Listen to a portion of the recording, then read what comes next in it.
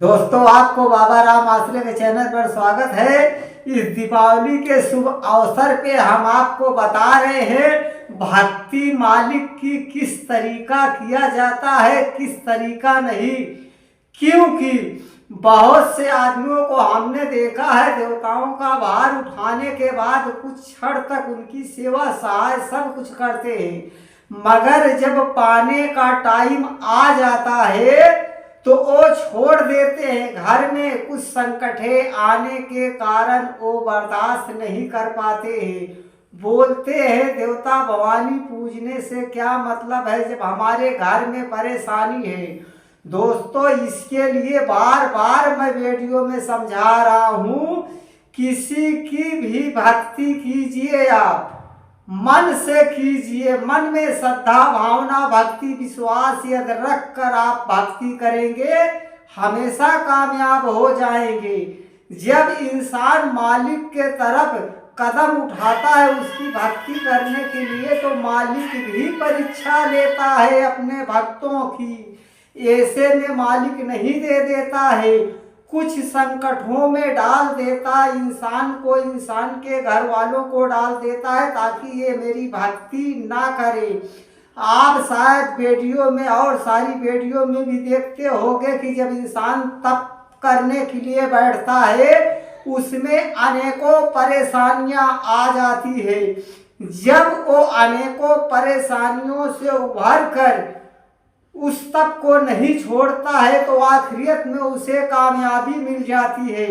इसके लिए जितना आप भूत प्रेत के चक्कर में परेशान होते हैं, उतना यदि मालिक की भक्ति करे या किसी का दामन पकड़ ले देव देवताओं का, तो शायद आपके घर से परेशानी खत्म हो जाएगी। मगर नहीं, आप लोग ओझा को ही भगवान समझ बैठते हैं। चाहे मैं हूँ या कोई और हो, मैं अपने ऊपर भी लागू करता हूँ, क्योंकि मैं भी कोई अल्लाह कोई मालिक नहीं हूँ। हमको भी जो भी देता है परम पिता परमेश्वर, वो ये ईश्वर ही देता है। तब मैं लोगों में देता हूँ। कुछ सिपाहियों के जरिए जैसे आज हमने भक्ति की थी, कुछ तप की थी, गुरु से ज्ञान प्राप्त किया था, इसके वजह से सदा माँ बाप के आशीर्वाद से आज हमें ये कामयाबी मिल गई है। इसके लिए हम चाहते हैं भाइयों आपको भी कामयाबी मिल जाए, किसी को मस्का मारने की आपको आवश्यकता ना पड़े, ताकि आप अपना कार्य स्वयं कर सके। इतना विश्वास अपने मालिक ऊपर रखिए, जो कि मालिक खुद भी तो कह रहा है, जो मेरा भक्त मेरा चाहने वाला मेरी तरफ एक कदम उठाकर चलेगा, मैं 2 कदम बढ़कर उसका हाथ थाम लूंगा। जब मालिक इतना कह रहा है, हमारा काम है उसके तरफ चलने की। कितना भी संकट है क्यों ना आ जाए, छोड़ दो, मालिक ऊपर छोड़ दो। जो भी मालिक करेगा अच्छा ही करेगा। जब मालिक ने दुनिया में हमें भेजा है तो हिफाजत की जिम्मा भी तो मालिक ने लिया है। कोई ओझा सोखा या मैं नहीं दे पाऊंगा।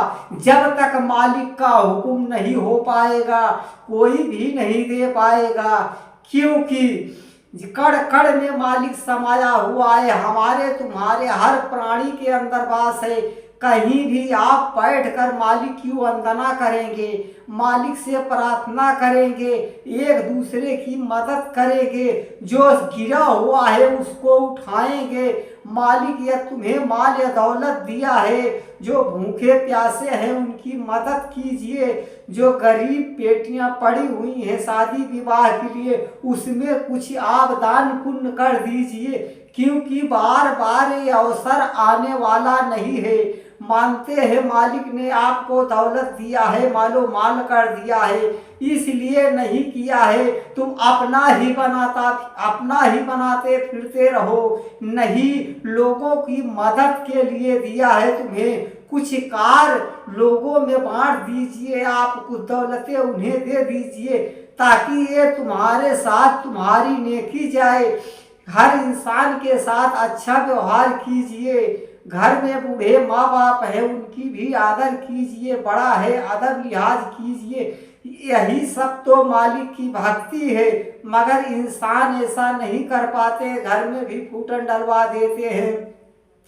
औरतों के कहने की वजह से औरतों के लिए मैं बता देना चाहता हूँ, कुछ क्षमता रखिए।